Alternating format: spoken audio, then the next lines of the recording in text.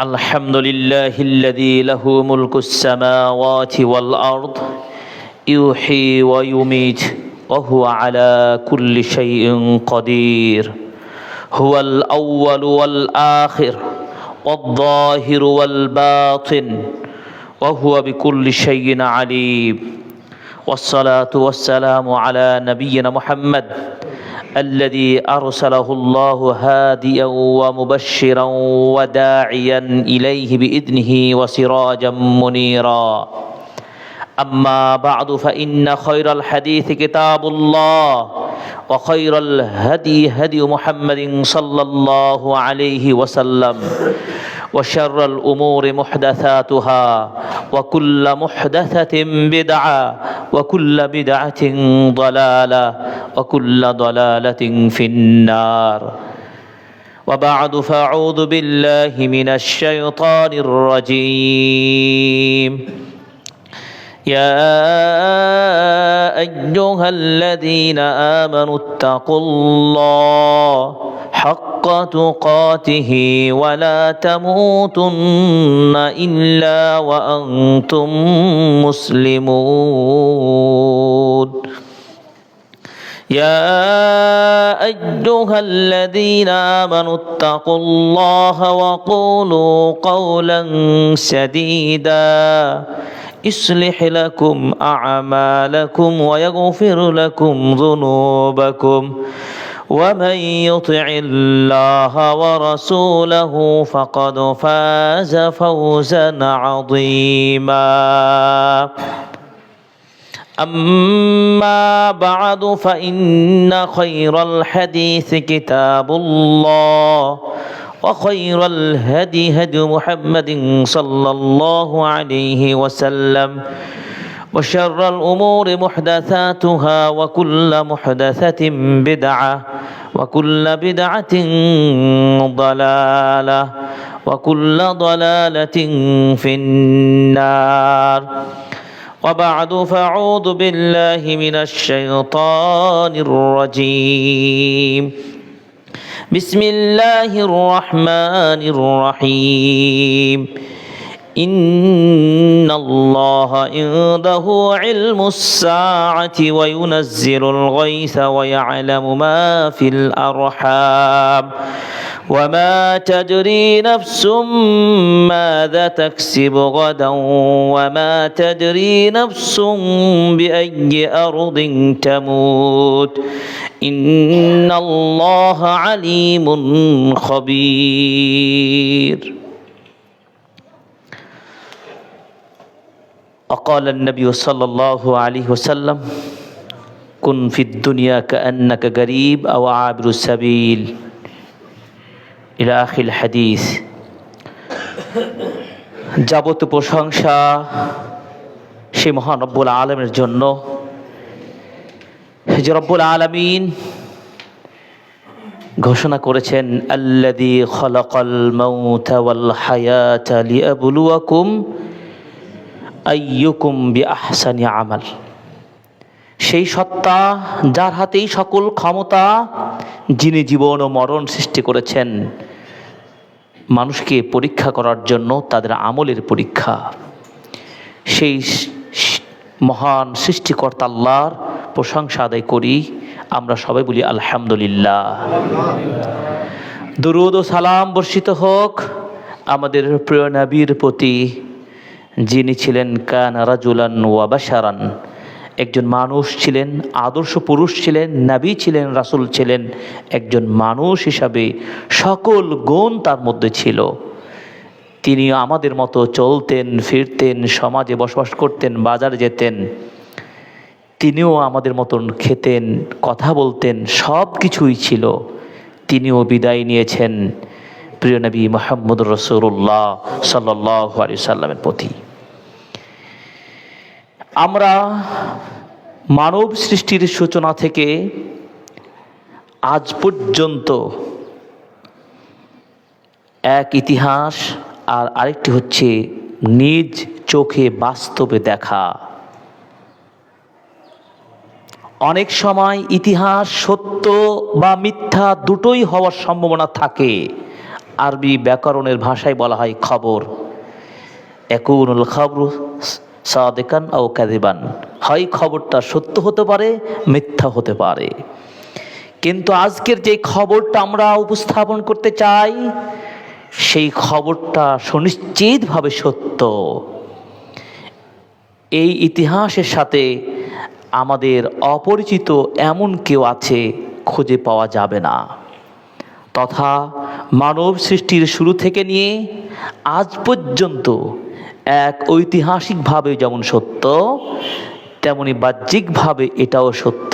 আমার সামনে থেকে, আমার চোখের সামনে, আমার নিজ পরিবারে, আমার নিজ প্রতিষ্ঠানে, আমার চোখের সামনে রাস্তাঘাটে মানুষ, চলন্ত মানুষ, সুন্দর আকৃতি, চেহারা এবং সুন্দর গাড়িতে থাকা, সুন্দর বাড়িতে থাকা, সুন্দর এবং উপযুক্ত পদে অলঙ্কৃত করা সেই মানুষটি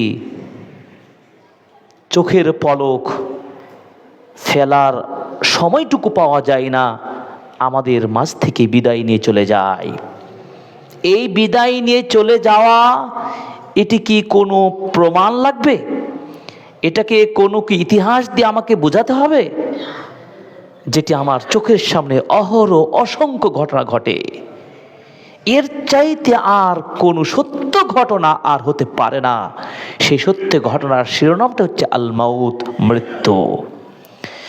এই জন্যই আমরা বলেছি, খুতবার শুরুতেই বলেছি, সূরাতুল মুলকের ওই আয়াতটি, এবং এই সূরাতুল মুলক নিয়ে একটি কথা হাদিসে এসেছে, এই সূরাতুল মুলক প্রত্যেক রাতে ঘুমানোর আগে যদি পড়তে পারি, ফাহিয়া, এই সূরাটি আপনার কবর থেকে নাজাত, কবরের আযাব থেকে মানে হিসাবে, রক্ষাকারী হিসাবে কাজ করবে ইনশাআল্লাহ। এই আয়াতের শুরুতে আয়াতগুলো যদি আমরা পড়ি, এই জীবন এবং মরণের এই কথাটি আল্লাহ স্মরণ করে দিয়েছেন। তাবারাকাল্লাযী বিয়াদিহিল মুলক ওয়া হুয়া আলা কুল্লি শাইইন কাদির আল্লাযী খালাকাল মাউতা ওয়াল হায়াতা লিয়াবলুয়াকুম আইয়ুকুম আহসানু আমালা ওয়া হুয়াল আজিজুল গফুর। বরকতময় সেই মহান সত্তা, যেই সত্তার হাতেই রয়েছে সকল ক্ষমতা, সেই মহান আল্লাহ জীবন ও মরণ সৃষ্টি করেছেন কেবলমাত্র তোমাদের আমলের পরীক্ষা করার জন্য, কে বেশি উত্তম ভালো আমল করতে পারে। এই জন্য পৃথিবীর চতুর্থ খলিফা আলী ইবনে আবু তালিব রাদিয়াল্লাহু তাআলা আনহু বলেছেন, পৃথিবী, এই দুনিয়ার জীবন পিছন দিকে ছুটে চলেছে, আর আগামীর কিয়ামতের জীবন সামনের দিক থেকে আপনার জীবনে ধেয়ে আসছে, জোর ঝড়ের গতিতে চলে আসছে, যেটাকে রোধ করার মতো কোনো ক্ষমতা আমার আপনার কারো নেই। আমরা পূর্ব প্রস্তুতির কথা বলি, পূর্ব প্রস্তুতি গ্রহণের ফলে চাইলেও কিন্তু প্রতিরোধ করানো যায় না। যখন সাইক্লোন ঝড় আসে, সাগরের পানির চাপ যখন সৃষ্টি হয়, ভূমিকম্প যখন হয়, তখন আমরা প্রস্তুতি গ্রহণ করে রোধ করতে পারি না। আল্লাহ সুবহানাহু ওয়া তাআলার ফয়সালা যখন চলে আসবে, তখন এটাকে কেউ রোধ করতে পারবো না। ঠিক দুনিয়ার জীবনে যেদিন আমার আপনার আগমন হলো, সেদিন থেকে দুনিয়া আপনার থেকে সময় চলে যায়, কিয়ামত সামনের দিক থেকে ছুটে চলে আসে।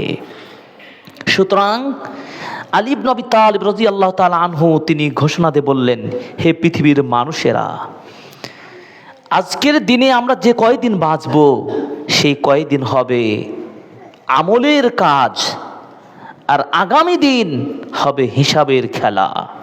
এখন হবে আমল, আর এই দিনটা শেষ হয়ে যাবে যখন, তখন আমল নয়, শুধু হিসাব।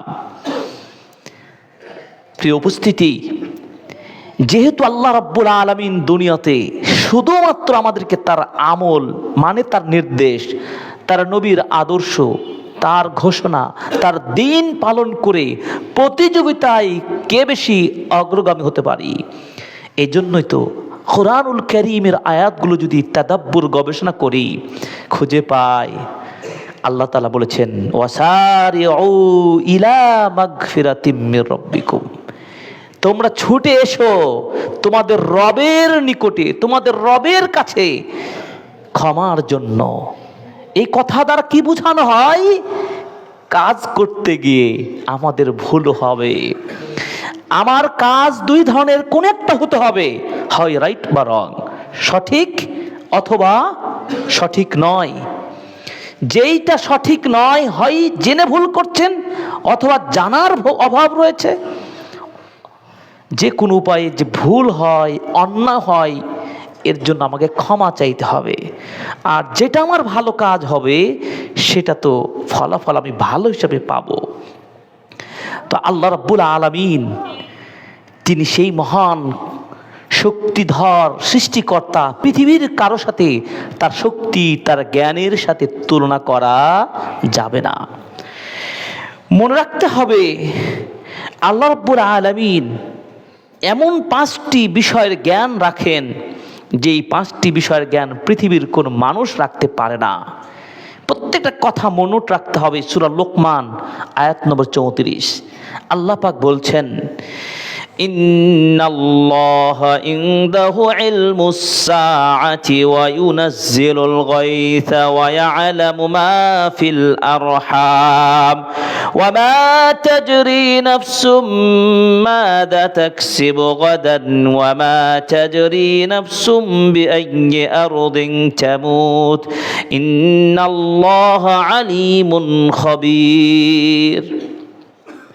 ইন্নাল্লাহ নিশ্চয় আল্লাহ, ইনদাহু ইলমুস সাআহ আল্লাহর কাছে আছে সাআর জ্ঞান। সাআ মানে ঘড়ি, আর এই ঘড়ি দ্বারা উদ্দেশ্য হচ্ছে কিয়ামত। কিয়ামত কবে হবে, কখন হবে, কোন দিনে হবে, এই জ্ঞান কেবলমাত্র আল্লাহ তাআলাই জানেন।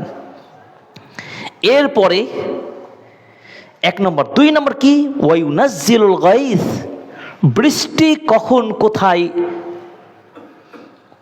আকাশ থেকে বর্ষণ করবে এই জ্ঞান পৃথিবীর কোন মানুষ রাখতে পারে না। কোন গণক বিশ্বাসী হওয়া যাবে না। অনেক সময় গণকের কথায় বিশ্বাসী হয়ে আমরা বলি বৃষ্টি হবে, এটা শিরক হয়ে যাবে।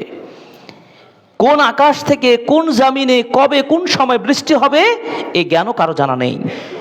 3 নম্বর ওয়া ইয়ালামু মা ফিল আরহাম, এবং কেবলমাত্র আল্লাহ জানেন মায়ের রেহেমে কোন সন্তানটি হবে, ছেলে হবে না মেয়ে হবে, এই খবর কেউ জানে না, আল্লাহ জানেন। 4 নম্বর ওয়া মা তাদরি নাফসুম মাযা তাকসিবু গাদান, আগামী দিনে আগামীকালকে আপনি কোথায় কতটুকু উপার্জন করবেন আপনি জানেন না, আল্লাহ জানেন আমার বান্দা কোথায় তার উপার্জনের স্থান হবে বা কি তার উপার্জন হবে। 5 নম্বর ওয়া মা তাদরি নাফসুম বিআইয়ি আরদিন তামুত, কোথায় তোমার মৃত্যু হবে, কোন জমিনে, কোন ক্ষেত্রে, কোন খেতে, কোন রাস্তায়, কোন ভবনে, এটি আল্লাহ ছাড়া কেউ জানে না। মৃত্যু হবে এটা সুনিশ্চিত, কিন্তু কবে হবে কোথায় হবে এটা আমরা কেউ জানি না। এটাই বাস্তবতা। লা ইয়াস্তাতিউ আহাদুম মিনান নাস আন ইয়ানকুরুহা, পৃথিবীতে কোনো মানুষ নেই যে মৃত্যু আসা বা না আসা এটা নিয়ে সংশয় থাকতে পারে। নিশ্চিতভাবে সবাই বিশ্বাস করে মৃত্যু হবেই। আর এই জন্যই আজকের খুতবায় আমরা সর্বপ্রথম উযাক্কিরু নাফসি ওয়া ইখওয়াতি আল কিরাম, সর্বপ্রথম আমি আমাকে এবং আমার প্রিয় মুসল্লি ভাই ও বোনদেরকে এই স্মরণটা করে দিতে চাই যে আমাদের মৃত্যু যেহেতু সুনিশ্চিত, তাহলে ওই মৃত্যুর জন্য প্রস্তুতিটা হওয়া দরকার কেমন, সেই প্রস্তুতিটি নিয়েই আজকের আমাদের খুতবা। আমরা এই খুতবার আলোচনা করতে গিয়ে আমরা পর্যায়ক্রমে ধারাবাহিকভাবে মৃত্যু সুনিশ্চিতভাবে যে কোনো মুহূর্তে আসতে পারে প্রথম আলোচনা হবে। এরপর প্রস্তুতি কেমন হবে, এই সব বিষয়গুলো নিয়ে কোরআন সুন্নাহ আলোকে আমরা আলোচনার প্রয়াস পাবো ইনশাআল্লাহ। মৃত্যু কবে কখন আসবে, কোন সময় হবে, এটা আমরা কেউ জানি না। যেহেতু জানি না, এই জন্য আমাদের সদা প্রস্তুত থাকা দরকার। এই প্রস্তুতিটা কেমন থাকা দরকার, একটি হাদিস যদি উল্লেখ করি তাহলে আমাদের জন্য খুব সহজ হয়ে যাবে। সহিহুল বুখারী 2738 নম্বর হাদিস, আব্দুল্লাহ ওমর রাদিয়াল্লাহু তাআলা আনহু তিনি বলছেন, রাসূল সাল্লাল্লাহু আলাইহি ওয়াসাল্লাম বলেছেন, মা হাক্কু ইমরিইম মুসলিমিন লাহু শাইউন ইউসি ফিহি ইয়াবিতু লাইলাতাইন ইল্লা ওয়া ওয়াসিয়াতুহু মাকতুবাতুন ইনদাহু। কোন মানুষের জন্য উচিত নয় যে 2 রাত ঘুমিয়ে থাকতে পারে তার ওসিয়ত ছাড়া।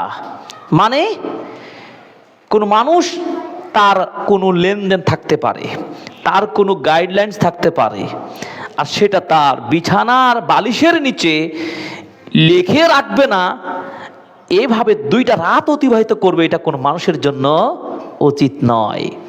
তার মানে আমার আপনার যে কোনো মুহূর্তে মৃত্যু হতে পারে, কিন্তু আপনার ও আওলাদ, পরিবার পরিজন, আপনার সমাজ, চলাফেরা, লেনদেন, অনেক কিছুই আপনার সাথে জড়িত, সম্পৃক্ত।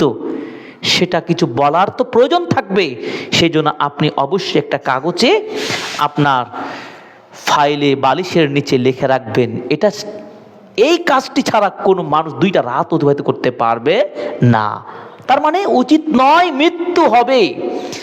এই জন্য সালাফগণ বলতেন কি, সুবহানাল্লাহ, সালাফগণের দৃষ্টিভঙ্গি ছিল এমন যে তারা যখন ঘুমাতে যেতেন তখন মুহাম্মদ বিন ওয়াসি ইদা আরাদা আন ইয়ানামা ক্বালা লি আহলিহি, মুহাম্মদ বিন ওয়াসি বিশিষ্ট সালাফ বিদ্বান, যখন তিনি ঘুমাতে যেতেন তখন তিনি কি করতেন, ক্বালা লি আহলিহি, তার পরিবার লোকদেরকে তিনি বলতেন, আস্তাউদিউকুমুল্লাহ, তোমাদেরকে আল্লাহর নামে বিদায় দিয়ে চলে গেলাম।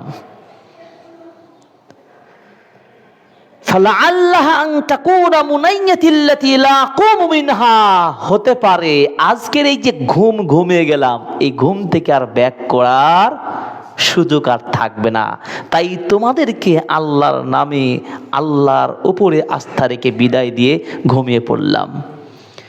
তার মানে প্রতিদিনের ঘুমকে তিনি হয়তো প্রকৃত অর্থেই তারা এইভাবে ভাবতেন, এই ঘুম থেকে আর জাগতে হয়তো পারবো না।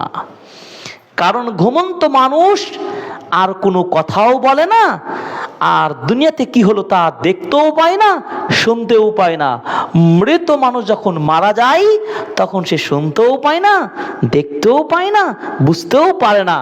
তাই তার ঘুমটাকে মৃত্যুর বিদায়ী মনে করে এইভাবে তারা ঘুমাতেন। এই জন্য তুই ঘুমানোর সময় বলতে হয়, আল্লাহ বিইসমিকা আমুতু ওয়া আহইয়া। শুধু তাই নয়, বকর আল মুজানি রাহিমাহুল্লাহ তিনি বলছেন, ইনিস্তাতা আহাদুকুম আল্লাহ ইয়াবিতা, কোন মানুষের জন্য এভাবে রাত জাগা বা রাত্রি অতিবাহিত করা বৈধ হবে না, উচিত হবে না, যতক্ষণ পর্যন্ত তার লেনা দেনা হিসাবগুলো লিপিবদ্ধ করে না রাখবে। শুধু তাই নয়, আউন বিন আব্দুল্লাহ তিনি বলতেন যে একটা হাদিস বর্ণিত রয়েছে যে রাসূল সাল্লাল্লাহু আলাইহি সাল্লাম বলতেন, সল্লি সালাত মুআদ্দাইন, তুমি সালাত আদায় করো। হতে পারে এমন ভাবে আজকে সালাত আদায় করবে, এটাই হতে পারে আপনার বিদায়ী সর্বশেষ সালাত। সুবহানাল্লাহ। আজকের জুমার খুতবা শুনবো, হয়তো নামাজ পড়ার তৌফিক আমাকে আপনাকে দেবেন এই আশা করছি। এমন ভাবে সালাতটা আদায় করবেন, হতে পারে হানজালা রাদিয়াল্লাহু তাআলা আনহু এই মসজিদে জুমা, এখান থেকে আপনার বিদায়, আর বাড়িতে ফিরে আমরা কে, হয়তো আমি হোক আপনি ফিরে যেতে পারবো না। তাই সালাতটা আপনি আদায় করবেন, তখনই চেতনা নিয়ে আদায় করবেন যে সালাতই হতে পারে আপনার বিদায়ের সর্বশেষ সময়। এই মৃত্যু, এই জন্য আবু দারদা ওয়াল হাসান তারা উভয়ই বলতেন, ইবনা আদম ইন্নাকা লাম তাজিল ফি হাদামি উমরিক, হে বানি আদম মনে রেখো, তুমি যেদিন থেকে তোমার মায়ের পেট থেকে দুনিয়াতে এসেছো সেই দিন থেকে একদিন যেদিন হলো সেই দিন থেকে তোমার বয়স থেকে সময়টা এইভাবে শেষ হয়ে যাচ্ছে। তার মানে মৃত্যু আমাদেরকে এমন ভাবে গ্রাস করবে, হঠাৎ করে আসবে, আপনি পূর্ব প্রস্তুতি নেওয়ার মতো কোনো সুযোগ পাবেন না। তাই যখনই যেভাবে আমি সময় পাবো তখনই আমি সেভাবেই এই মৃত্যুর প্রস্তুতি আমরা সেভাবেই গ্রহণ করব। যেমন ফুদাইল ইবনে ইয়াদ রাহিমাহুল্লাহ তিনি একজন ব্যক্তিকে বলছেন, কাম আতাত আলাইক, আপনার বয়স কত, যেটি আমরা আরবিতে বলি কাম উমরুক, আপনার বয়স কত? ক্বালা সিত্তুনা সানা, তিনি বললেন আমার বয়স 60 বছর। ক্বালা ফাআনতা মুনযু সিত্তিনা সানাতান তুসিরু ইলা রাব্বিকা ইউশিক আন তাবলুগ, মাশাআল্লাহ, আপনার 60 বছর হয়ে গেছে, অচিরেই আপনি আপনার হয়তোবা গন্তব্যের সর্বশেষ সময় পৌঁছে গেছেন বা অচিরেই পৌঁছে যাবেন। তার মানে আপনার মৃত্যুর সময় হয়ে যাবে। কেন? আল্লাহর নবী সাল্লাল্লাহু আলাইহি ওয়াসাল্লাম বলছেন আমার উম্মতের বয়স হবে এভারেজে 60 থেকে 70 বছর। তাহলে 60 বছর হয়ে গেছে, তাহলে আর কতটুকু আশা করা যায়? ফাকাল আর-রাজুলু ফামাল হিলা, তখন ওই ব্যক্তি বললেন ফুদাইল ইবনে ইয়াদ রাহিমাহুল্লাহকে, তাহলে উপায় কি, এখন আমি কি করতে পারি? ক্বালা ইয়াসীরা, তিনি বললেন বিষয়টা খুবই সহজ। এই একটা বক্তব্য জুমার খুতবার জন্য যথেষ্ট, আপনারা যে এই বক্তব্যটা খুব মনোযোগ দিয়ে শুনেন। ক্বালা ইয়াসীরা, পরেশান হওয়ার কোনো সুযোগ নেই, বিষয়টার সমাধান খুব ইজি, খুবই সহজ। ফাইন্নাকা ইন আসাআতা ফীমা বাকিয়া, তিনি বললেন ক্বালা তাহসুনু ফীমা বাকিয়া গুফিরা লাক মা মাদা, তোমার আগামী যে কয়েকদিন বা যে কয়েক বছর তুমি বাঁচবে সে কয়েকটি বছর বা কয়েকটা দিন তুমি ভালোভাবে কাটাবে, মানে কি প্রস্তুতি নিয়ে কাটাবে। তার মানে আমার 60 বছর চলে গেছে, অনেক অপরাধ অন্যায় গুনাহের কাজ হয়ে গেছে, ওই কাজগুলোকে অতীত হয়ে গেছে, এটা তওবা করে ছেড়ে দিতে হবে। আর বাকি যে কয়েকদিন তুমি বাঁচবে সেই কয়েকদিন যদি তুমি ভালোভাবে চলবে, যদি চলতে পারো, তাহলে আল্লাহ তাআলা তোমার পূর্বের গুনাহগুলোকে ক্ষমা করে দিবেন এবং আগামী দিনটা ভালো কাজ হিসেবে পরিগণিত হয়ে আল্লাহ তোমাকে জান্নাত দিবেন। সুবহানাল্লাহ। আর যদি ফাইন্নাকা ইন আসাআতা ফীমা বাকিয়া, এই যে অতিরিক্ত যে দিনগুলো তুমি পাবে, যদি সেই দিনগুলো সঠিক ইউজ করতে না পারো, সঠিকভাবে নিজেকে পরিচালিত করতে না পারো, তাহলে তোমার হিসাব এই কয়েকদিনও দেওয়া লাগবে, আর পূর্বের 60 বছরের পুরো বছর হিসাব দেওয়া লাগবে। তাহলে কোনটা সহজ হলো? এই জন্য আল্লাহ রাব্বুল আলামিন বলেছেন ইল্লা মান তাবা ওয়া আমানা ওয়া আমিলা আমালান সালিহা। সূরা ফুরকান পড়বেন, অনেক গুনাহ করেছেন, তবে যে তওবা করে, খাঁটি ইমানদার হয়, আমলে সালেহ সৎ আমল শুরু করে দিল, আল্লাহ তাআলা তার পূর্বের সব পাপগুলোকে আল্লাহ নেকি হিসাবে পরিবর্তন করে দেবেন। সুবহানাল্লাহ। আমাদের প্রত্যেকের একটা সময় কিন্তু অতিবাহিত করেছি, আমি জানি না আমার শেষ সময়টুকু কতটুকু আর বাকি আছে, কিন্তু যেগুলো আমি অতিরিক্ত আমি শেষ করেছি সেটা তো আমরা শেষ করে এসেছি। আমরা কেউ নিজেকে পূর্ণাঙ্গভাবে বলতে পারি যে আমার জীবনে ভুল হয় নাই, আমার জীবনে অলসতা হয় নাই, আমার জীবনে গুনাহ হয় নাই, অন্যায় হয় নাই? সুনিশ্চিত ভাবে বলতে পারি আমাদের কথা কাজে, চলতে ফিরতে, লেনদেন, ব্যবসা বাণিজ্য ক্ষেত্রে, সফরে বিদেশে, সর্বক্ষেত্রে কোনো না কোনো ভাবে আমাদের গুনাহ হয়েছে, পাপ হয়েছে, অন্যায় হয়েছে। আল্লাহ রাব্বুল আলামিন কত বড় দয়াবান, হুয়াল গাফফার, হুয়ার রহমান, হুয়ার রহিম। আপনাকে এই তওবার একটি চিকিৎসার মাধ্যমে পুরো জীবনকে পরিবর্তন করে দিতে পারেন। সুবহানাল্লাহ। তাহলে আপনাকে সেই তওবাটা চিনতে হবে। তওবার জন্য শর্ত রয়েছে, সেই শর্ত ভিত্তিক তওবা। আপনাকে 3টি শর্ত হলে তওবা কবুল হবে। এক, আপনি যে পাপটা করতেন, আইয়াকলা আনিল মাসিয়া, সেই পাপটা ছেড়ে দিবেন। নাম্বার 2, আইয়ান্দিমা আলা ফিআলিহা, যেই কাজটা আপনি করতেন, গুনাহের কাজটা, সেটার জন্য আপনি অনুতপ্ত হবেন, ঘৃণা সৃষ্টি করবেন। ছি, এত পাপের নোংরা কাজটা আমার দ্বারা হতো। 2, 3 নাম্বার কি, আইয়া আজিমা আল্লাহ ইয়াউদা ইলাইহা আবাদা, এবং দৃঢ়ভাবে পরিকল্পনা নেবেন আর কখনো ওই পাপ কাজে ফিরে যাব না। এই জন্য আল্লাহ তাআলা বলেছেন তুবু, তিনি বলেছেন ইয়া আইয়ুহাল্লাযীনা আমানু তুবু ইলাল্লাহি তাওবাতান নাসুহা আসা রাব্বুকুম আইয়ুকাফিরা আনকুম সাইয়্যাতিকুম ওয়া ইউদখিলাকুম জান্নাতিন তাজরি মিন তাহতিহাল আনহার। আল্লাহ রাব্বুল আলামিন বললেন, ওহে ইমানদার লোকেরা, এই দুনিয়ায় চলতে গিয়ে আমার আপনার ভুল হতে পারে, গুনাহ হতে পারে। এই জন্য আমানু, ইমানদার বলে তিনি আহ্বান জানে বললেন, তুবু ইনাল্লাহি তাওবাতান নাসুহা, তোমরা প্রকৃত সত্য গ্রহণযোগ্য তওবা করো। তার মানে শর্ত ভিত্তিক তওবা করো। তাহলে আশা করা যায় অচিরেই তোমাদের প্রতিপালক তোমাদের গুনাহগুলোকে ক্ষমা করে দিবেন, নেকিতে পরিবর্তন করে দিবেন এবং এর বিনিময়ে তোমাদেরকে জান্নাতে প্রবেশ করে দিবেন। সুবহানাল্লাহ। আল্লাহ তাআলা কবুল করুন, আমিন। আর যদি কোন মানুষের সাথে লেনদেন সংক্রান্ত সমস্যা থাকে, 4র্থ শর্ত, রিয়াদুস সালিহিন কিতাবে এই 4টি শর্ত উল্লেখ করা হয়েছে। ধরুন আমার 3টে শর্ত থাকতেই হবে। আমি কারোর টাকা আত্মসাৎ করেছি আর আমি 3টে শর্ত পূর্ণ করলাম, তওবা কবুল হবে না। ওই যে আত্মসাৎকৃত টাকা তাকে ফিরিয়ে দিতে হবে। কোন মানুষের সাথে যদি সম্পৃক্ত অপরাধটা হয়, এমনকি মনে রাখতে হবে গীবত যদি কেউ করেন আর 1000বার যদি ক্ষমা চান, তাও তওবা কবুল হবে না।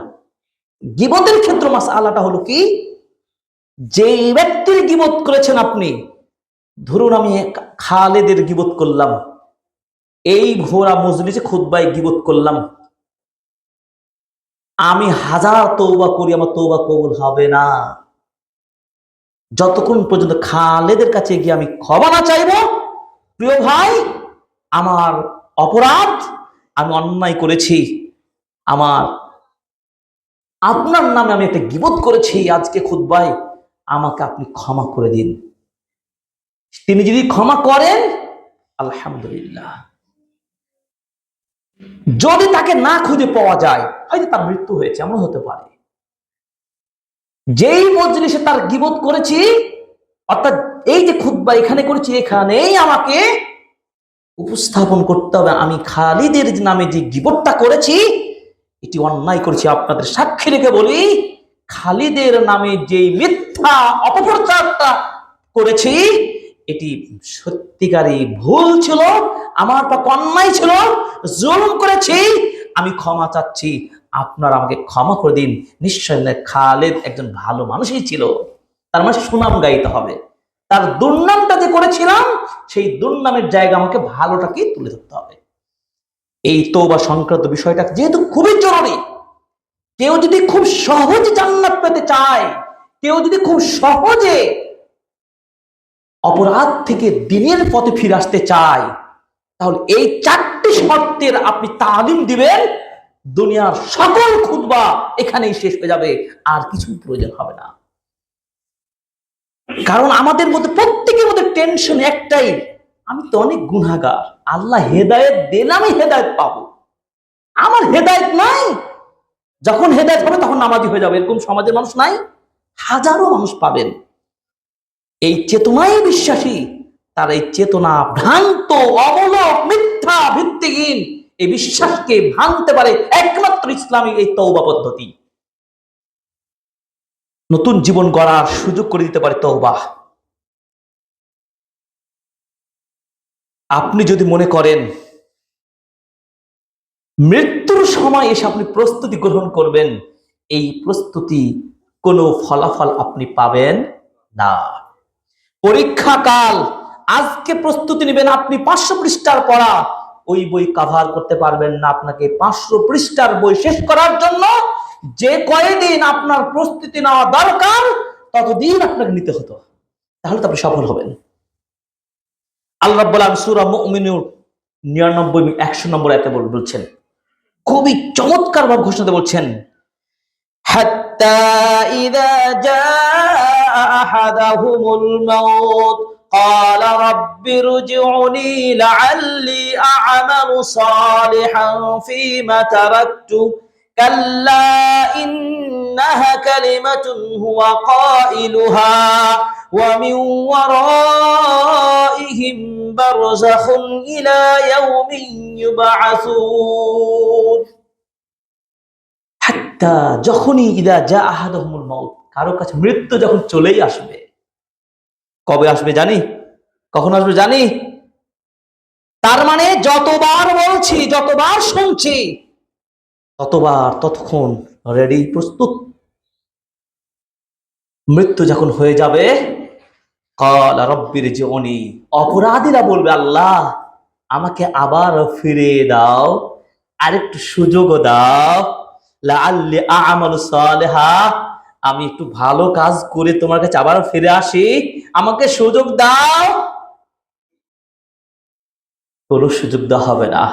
আল্লাহ পাক বলেন কাল্লা ইন্নাহা কালিমাতুন হুয়া কাইলুহা, ওই লোকটার শুধু মুখের কথা, তাকে যদি আবারও জীবন দেওয়া হয় সে আবারও পূর্বের মতো ওই কাজই করবে, খারাপই করবে, সে ফিরবে না। সুতরাং এই ভিত্তিহীন দাবি আল্লাহ পূরণ করবেন না। তাহলে একটু কল্পনা করেন দেখি, আপনি সুদ খান, ঘুষ খান, বেড়ি খান, সিগারেট খান, তামাক খান, বাহাদুরি, চাঁদাবাজি, দুর্নীতি, অন্যায়, জেনা, ব্যভিচার, অপরাধ, কত কাজ, বিভিন্ন ক্ষেত্র বিশেষে বিভিন্নভাবে পাপ করছি আমরা। ওই অবস্থায় যদি আপনার মৃত্যু হয়, আপনি তওবা করতে পারবেন? সে সময় আপনাকে এই অবস্থায় মৃত্যু হবে, আপনাকে অপেক্ষা করতে হবে মিন ওয়ারাইহিম বারযাখুন ইলা ইয়াউমি ইউবআসুন, কিয়ামত সংগঠিত হওয়া পর্যন্ত, হাসর হওয়া পর্যন্ত এইভাবে মৃত্যুর অবস্থায় কবরে আপনাকে থাকতে হবে, কোনো দ্বিতীয়বার সুযোগ দেওয়া হবে না। এই জন্য এই মৃত্যুর প্রস্তুতি আগে থেকেই হতে হবে। পরীক্ষার প্রস্তুতি যেমন আগে থেকে হতে হবে, তেমন মৃত্যুর প্রস্তুতি আপনার আগে থেকেই থাকতে হবে। মৃত্যুর আগেই অনেক মানুষকে দেখা যায়, আমার অনেক বাড়ি, অনেক গাড়ি, অনেক সম্পদ রয়েছে, মৃত্যুর যখন যন্ত্রণা চলে আসে তখন বলে আমার অমুক জায়গাটা, অমুক ফ্ল্যাটটা অমুক মসজিদে দিয়ে দিলাম, অমুক জায়গাটা মাদ্রাসায় দিলাম, এত লক্ষ কোটি টাকা আমার অমুক ব্যাংকে আছে, অমুক এতিমখানায় 10 লক্ষ টাকা দিয়ে দাও। এ ধরনেরও ইতিহাস খুঁজে পাওয়া যায়। আল্লাহ রাব্বুল আলামিন বলেন তার বাণীগুলো এক একটা শব্দ নিয়ে যখন বিশ্লেষণ করে পড়বেন কোরআন, হৃদয়টা প্রকম্পিত হবে। এই জন্য মুমিনের আলামত হলো কি, যখন কোরআন পড়বে হৃদয়টা প্রকম্পিত হবে। কাল্লা ইযা বালাগাতিত তারাকি ওয়া কিলা মান রাক ওয়া যান্না আন্নাহুল ফিরাক ওয়ালতাফাতিস সাকু বিস-সাক। সূরা কিয়ামা পড়বেন, 27, 28, 29 একগুলো পড়বেন। কাল্লা ইদা বালাগাতিত তারাকি, তারাকিয়া, কখনো নয় যখন প্রাণ অষ্টাগত হবে। ওয়াকিলা মান রাক, আর বলা হবে কে তাকে বাঁচাবে। মৃত্যুর যন্ত্র যখন চলবে, নিঃশ্বাস যখন বন্ধ হতে যাবে, গুম গুম আওয়াজ হবে, কঠিন যন্ত্র তাকে পীড়া দেবে, কে তাকে বাঁচাবে। ওয়াদান্না আন্নাহুল ফিরাক, এই যন্ত্র যখন তীব্র ব্যথা অনুভব করবে, তখন সে নিশ্চিত বুঝে যাবে মাইয়ের আমার জীবন এখানেই শেষ। ওয়ালতাফাতিস সাকু বিসাক, দেখবেন মাইয়ে তার যন্ত্রণায়, দেখবেন তার একটা পায়ের গোড়ালি বা পায়ের অংশ ছটপট করবে, এর সাথে এটা লাগবে, নড়াচড়া করবে, কষ্ট তীব্রভাবে ব্যথা অনুভব করবে। এটি কি হয় না? এই মুহূর্তে আপনি কথা হয়তো কিছু বলবেন, আর আপনি তওবা করতে চাইবেন, আর হয়তো আপনি দান করতে চাইবেন, সেই কথা হুঁশিয়ার আপনাকে কোরআনের সূরা মুনাফিকুন 9 থেকে 11 নম্বর আয়াত পড়বো আমি। আল্লাহ পাক বলছেন, ইয়া আইয়ুহাল্লাযীনা আমানু লা তুলহিকুম আমওয়ালুকুম ওয়ালা আওলাদুকুম আন যিকরিল্লাহ ওয়া মান ইয়াফআল যালিকা ফাউলাইকা হুমুল খাসিরুন। ও ঈমানদার লোকেরা, তোমাদের সন্তান সন্ততি অর্থ সম্পদ তোমাদেরকে যেন আল্লাহর জিকির থেকে ভুলে না রাখে। হচ্ছে না? সব তো দুনিয়ার প্ল্যান নিয়ে ব্যস্ত, এইগুলো নিয়ে এত ব্যস্ত হয়েছি আমরা, আল্লাহকে স্মরণ করবো সেই সময়টুকু দেই না।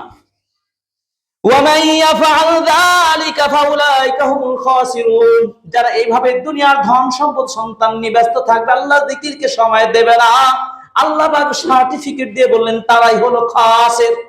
তারা কি? ধ্বংস, তারাই ক্ষতিগ্রস্ত। وأنفقوا مما رزقناكم من قبل أن يأتي أحدكم الموت, আর তোমরা আল্লাহর রাস্তায় খরচ করো তোমাদের মৃত্যু আসার আগে। ফায়াকুলু রাব্বি লাউলা আখখারতানি ইলা আজালিন করিব, যখন মৃত্যুর যন্ত্রণা গলায় চলে আসে, সাকরাতুল মাউত চলে আসছে, তখন ওই লোকটা বলবে আল্লাহ একটু সময় দাও। তার অনুভূতি কিছুটা আল্লাহ রেখেছেন।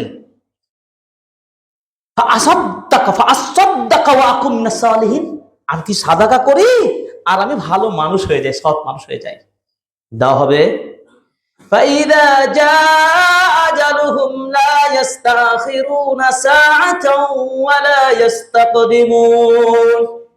যখন সেই নির্দিষ্ট ঘন্টার সময় এসে যাবে, আপনার তার আগেও মৃত্যু না হবে না, তারপরেও সুযোগ দেওয়া হবে না।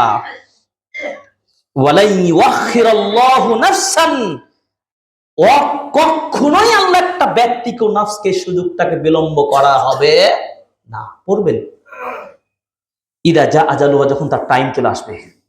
আল্লাহু খাবীরুম বিমা তা'মালুন, আল্লাহ সব জানেন। দান করবেন তার কখন? দান করবেন কখন?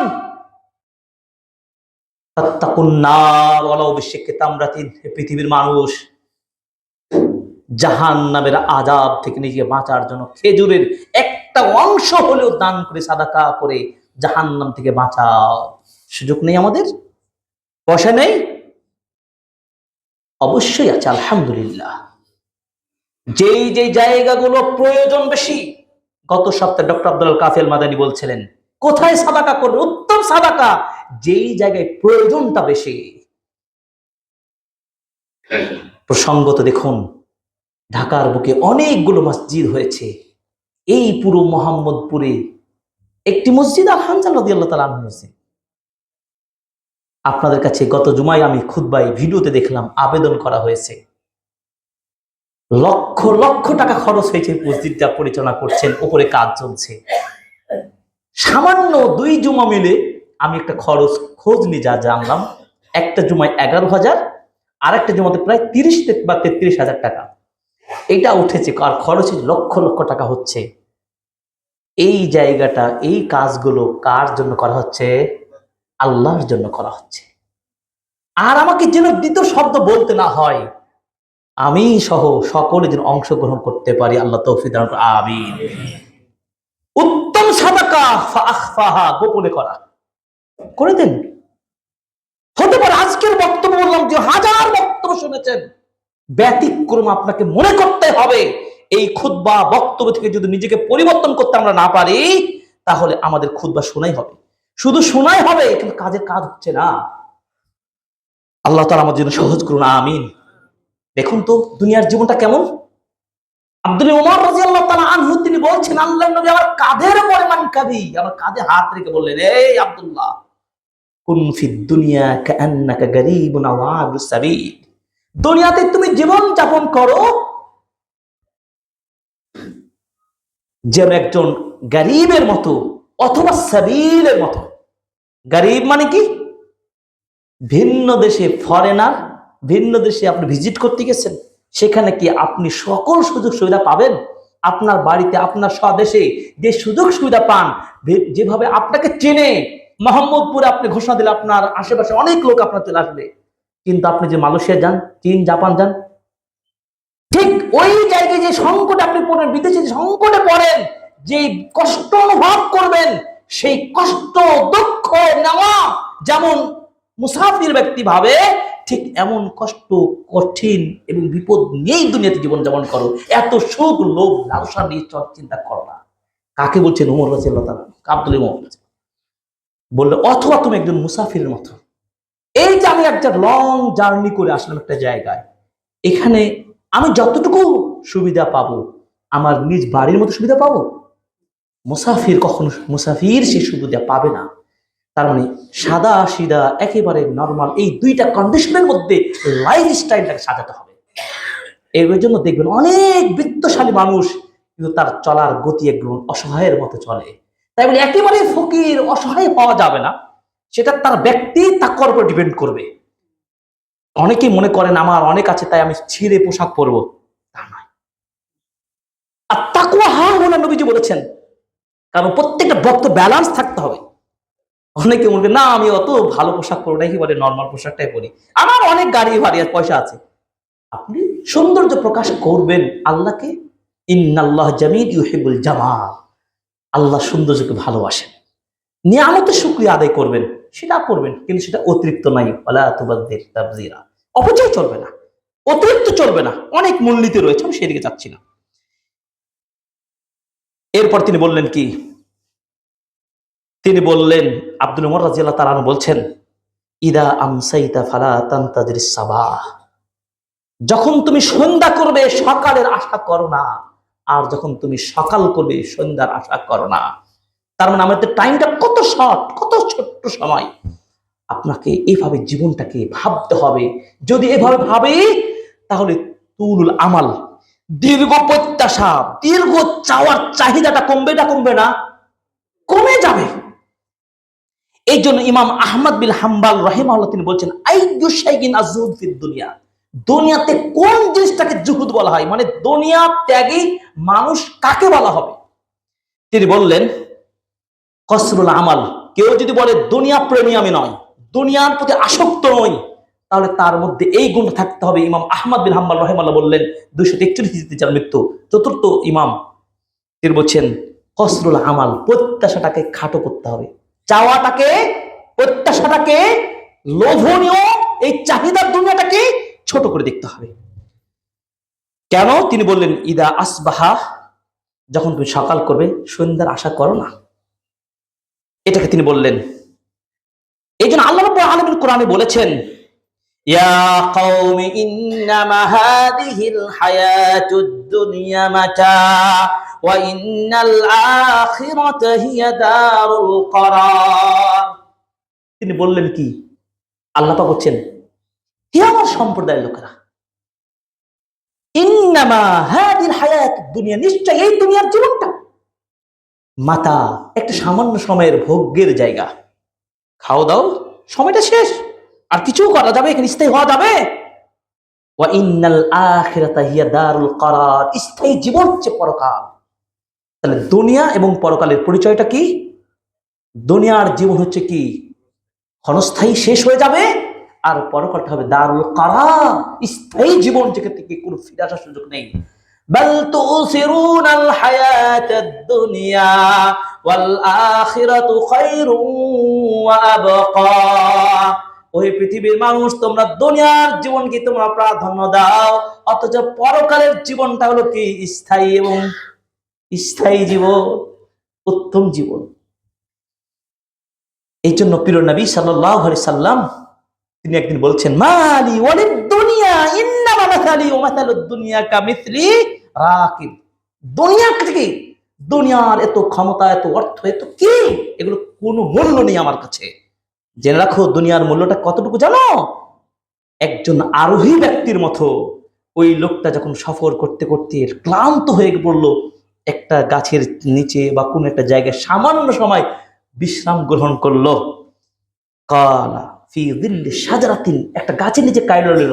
ওই যে আগে ছিল উটের বা গাড়ি, পায়ে হেঁটে, এখন তো বিমান, 6 ঘন্টা 5 ঘন্টায় চলে যাচ্ছেন, এক দেশ থেকে আরেক দেশ চলে যাওয়া সম্ভব। তো বিশ্রামের প্রয়োজন হয় যদি আপনার ছোট সফরটা হয়, অর্থাৎ সফর লম্বা কিন্তু যাতায়াতের পথ অনেক কষ্ট। এই যে সামান্য একটা ব্রেক করা হয় গাড়িটা, আমরা যখন রাজশাহী যাই, ঢাকা থেকে রাজশাহী যাই, একটা জায়গায় গাড়িটা কি করে, সামান্য আধা ঘন্টা টাইম দেয় সালাত আদায়ের জন্য, খাবারের জন্য বেশ সুযোগ দেন বা একটা বিশ্রাম নেওয়া হয়। তখন কি চাইলেই একজন প্যাসেঞ্জার কি বলতে পারবে যে আমার জন্য 1 ঘন্টা সময় দেওয়া হোক, 2 ঘন্টা সময় দেওয়া হোক?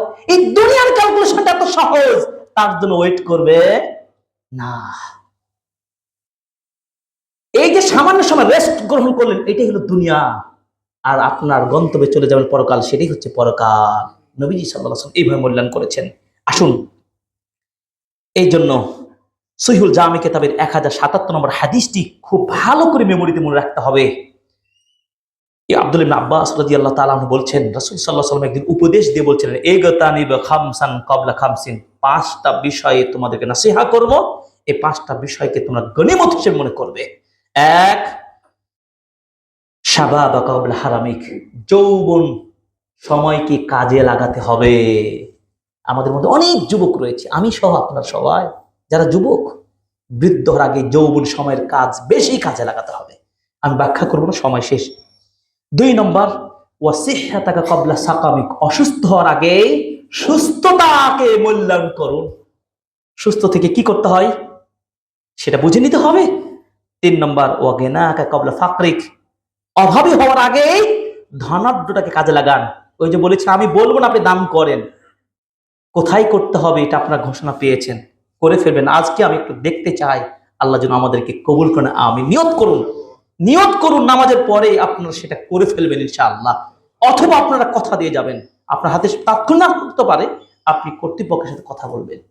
আল্লাহ কবুল করেন। আজকের নিয়তটা যেন শুদ্ধ হয়, ইখলাসপূর্ণ হয়। আল্লাহ এই শুদ্ধ নিয়তের কারণে আমাদের পরকালের জীবনটাকে সফলময় জীবন গঠনের তৌফিক দান করুন, আমিন। 4 নম্বর, ওয়াফিরাগা ক্বাবলা শুগলি, ব্যস্ত হওয়ার আগেই অবসর সময় কাজে লাগা। 5 নম্বর, ওয়াহায়াতাকা ক্বাবলা মাউতিক, মৃত্যুর আগেই জীবন যতটুকু বেঁচে আছি কাজে লাগাতে। 5টা নসিহত। পরকালের মৃত্যুর জন্য প্রস্তুতি কিভাবে করবেন?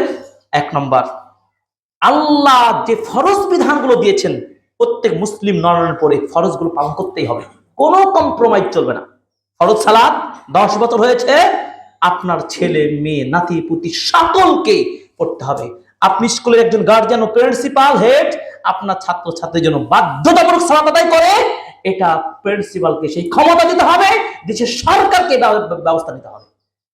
ব্যক্তিগত উদ্যোগে প্রত্যেক বাবা মা দায়িত্বশীল, নাম্বার 1। এরপর রাষ্ট্রীয়ভাবে সালাত আদায়ের প্রতি গুরুত্ব দেওয়ার জন্য রাষ্ট্র সরকারকে আমরা দাবি জানাই। আমাদের ছেলেমেয়েরা যেন 10 বছর থেকে সালাত আদায় করে, এবং সেই স্কুলগুলোতে, সেই প্রতিষ্ঠানগুলোতে সালাতের ব্যবস্থা থাকবে, এবং সালাত আদায়ের জন্য একটা নির্দিষ্ট টাইম পিরিয়ড থাকবে ইনশাআল্লাহ। আল্লাহ কবুল করুন, আমিন। এবার ফরজ বিধান বলতে সিয়াম, সালাত, যাকাত। আপনার মেয়ের নামে 7.5 ভরি কেন 10, 15, 20 ভরি পর্যন্ত স্বর্ণ জমা রেখেছেন, যাকাত দেন না বাবা। আপনি বলেন না, আপনার মেয়েকে বলেন না, আপনার বৌমাকে বলেন না, আপনার স্ত্রীকে বলেন না, বাঁচবেন। আল্লাহু আকবার। ফরজ বিধানে কোনো কম্প্রোমাইজ নাই। যদি আপনি জান্নাত পেতে চান, কবর থেকে বাঁচতে চান, মৃত্যুর প্রস্তুতিতে ছাড় নাম্বার 1, ফরজ বিধানে কোনো ছাড় নাই।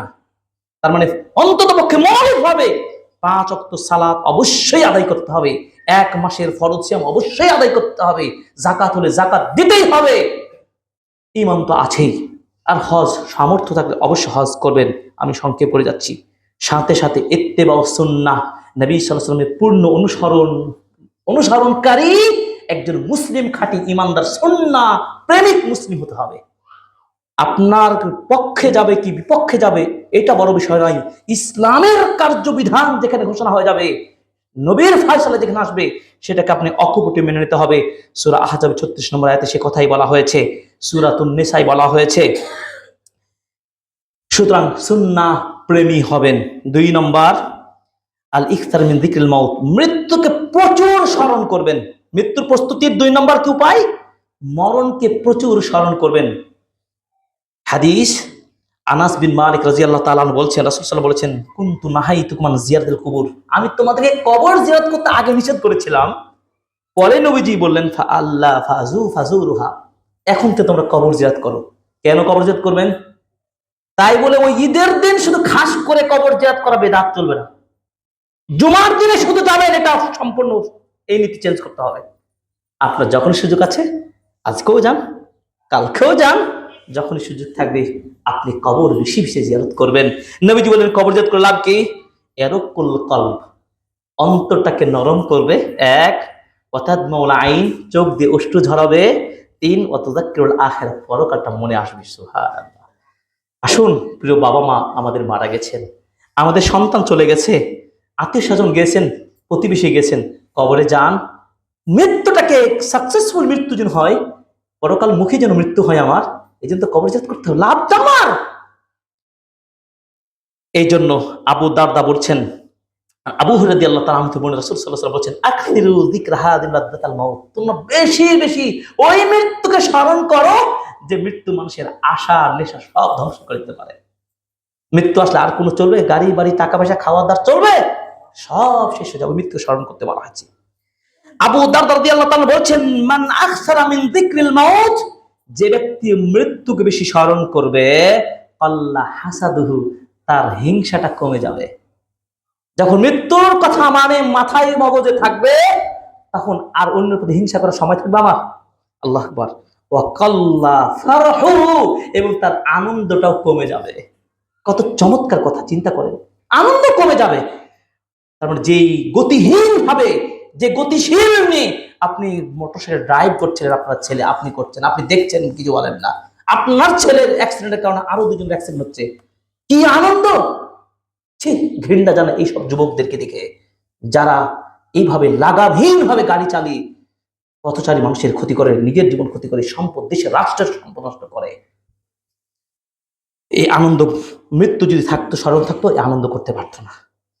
আম্মার বিন ইয়াসার তিনি বলেছেন, কাফা বিল মাউতে ওয়াইজান, মানুষের জন্য একজন উপদেশকারী হিসাবে মৃত্যুকে স্মরণ করাই যথেষ্ট, আর কোন উপদেশ লাগে না, একটা যদি মাথায় সফটওয়্যার ইনস্টল করে দিতে পারে। ওয়াকাফা বিল ইয়াকিনে জ্ঞান, মানুষের ধনী এই তৃপ্তি, অন্তরের আনন্দ, এটা যথেষ্ট হবে দৃঢ় বিশ্বাসের উপরে। বিশ্বাস কি? আমার আল্লাহ রিজিক দিবেন, এই বিশ্বাস যদি দৃঢ় থাকে, আপনাকে অভাব এসে দুর্বল করতে পারবে না।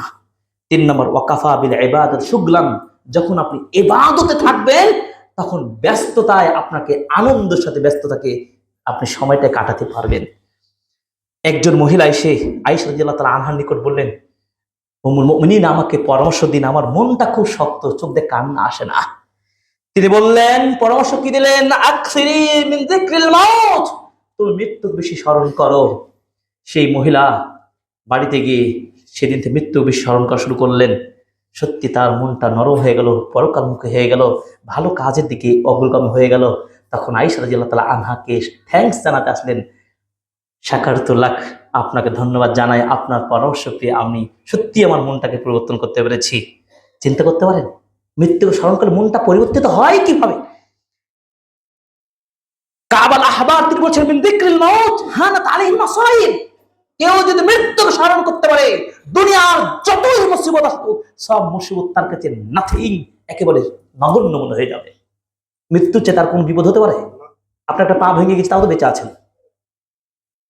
কিন্তু মৃত্যু হলে ওই পা নিয়ে করবেন কি, ওই হাত নিয়ে করবেন কি, সব নিথর বডি পড়ে থাকবে। এই তো গত একদিন আগের কথা, রাজশাহী তানোরে একটা শিশু বাচ্চা প্রায় 45-46 ফিট গর্তে পানি কলের সেই পাইপের ভিতরে পড়ে যায়। এই প্রায় 32 ঘন্টা সেখানে জীবিত ছিল বাচ্চাটা। সেই প্রশাসন লোকেরা তাকে উদ্ধার করলো, কত কষ্ট মাটি খনন করলো 45-46 সে মিটার গভীরে। এরপর বাচ্চাটা মারা গেল। ইন্না লিল্লাহি ওয়া ইন্না ইলাইহি রাজিউন। হাজার হাজার মানুষ মিডিয়ার দিকে চোখ, আমি নিজেও দেখেছি। দেখুন আল্লাহ রাব্বুল আলামিন এখান থেকে শিক্ষা দিলেন আমাদেরকে মৃত্যুকে স্মরণ করে যেতে হবে। এই শিশু বাচ্চা আল্লাহ চাইলে তখনই সেই গভীরে মৃত্যু দিতে পারতেন, কিন্তু জীবন্ত দিলেন। হয়তো মরা লাশ পেলে হয়তো মৃত্যু বাচ্চার জন্য কি এত কষ্ট করা হলো, এটা হয়তো ভাবতো, আল্লাহ তাআলা জীবন্ত দিলেন। এরপর আল্লাহ তার দিকে ফিরিয়ে নিলেন। এটা কি আমাদের চোখে কান্না আসে না? আমাদের হৃদয়ে প্রকম্পিত হয় না? আল্লাহু আকবার। এভাবে অনেক কথা রয়েছে। মৃত্যুকে স্মরণ, মৃত্যুর প্রস্তুতির জন্য 3 নম্বর যেটি করবেন, যেটা আগেই বলেছি, বিশুদ্ধ তওবা করবেন। এরপরে তওবা যদি কারো কবুল হয় তার আলামত আছে জানেন? 2টা কথা। 1 নম্বর কি, তওবা করার পরে দেখুন লোকটা ভালো কাজ করা শুরু করবে, তাহলে বুঝবেন লোকটা তওবা কবুল হয়েছে। এবং 2 নম্বর, তার ভিতরে সবসময় ভয় কাজ করবে, এটা পাপ, এটা গুনাহের কাজ, না না এটা করা যাবে না। তওবার আলামত, তওবা যে কবুল হয়েছে। 4 নম্বর কি, আল্লাহর কাজ নিকট ভালো ধারণা পোষণ করবেন, ভালো ধারণার মৃত্যুবরণ করবেন। মৃত্যুকে স্মরণ করলে লাভ কি? দাক্কাক রাহিমাহুল্লাহ তিনি বলছেন, অল্পতে তুষ্টি হওয়া যায়, ইবাদতে গতি বাড়ে, আল্লাহকে স্মরণ করা যায়। যদি মৃত্যুকে স্মরণ না করেন আপনার পেটও ভরবে না, তওবাও করার সুযোগ পাবেন না, আর আপনি ইবাদত গুজারও হতে পারবেন না। অতএব আমরা বেশি বেশি স্মরণ করবো মৃত্যুকে, মৃত্যুর প্রস্তুতি গ্রহণ করব। মৃত্যুকে স্মরণ করার সাথে সাথে মৃত্যুর প্রস্তুতির জন্য 5 নম্বর যে কাজটি করব, কবরের শাস্তির কথাকে মাথায় রাখবো। আল কবরু আউয়ালু মানজিল মিন মানাজিল আখির। মরতেই কিন্তু হবে, কবর আপনাকে নিয়ে যাওয়া হবে। ওই কবরের কথা, হাসরের কথা মনে করুন। আল্লাহ তাআলা আমাদেরকে কবুল করুন, আমিন। আল্লাহ আমাদের মুমিন হিসাবে যেন কবুল করুন, আমিন। আল্লাহ রাব্বুল আলামিন আমাদের জীবনের সকল ভুল ক্ষমা করুন, আমিন। আমাদের মৃত্যু যেন ঈমানে মৃত্যু দান করুন, আমিন। আজকের খুতবায় আমরা বোঝাতে চাচ্ছিলাম মরণকে স্মরণ করি, মরণের প্রস্তুতি গ্রহণ করি। মরণকে প্রস্তুতির জন্য বিশেষভাবে ফরজ ইবাদতগুলো করব, মরণকে স্মরণ করব, তওবা করব, আর কবরকে স্মরণ করব। আল্লাহ রাব্বুল আলামিন আমাদেরকে খাঁটি মুমিন হয়ে মরার তৌফিক দান করুন, আমিন আমিন।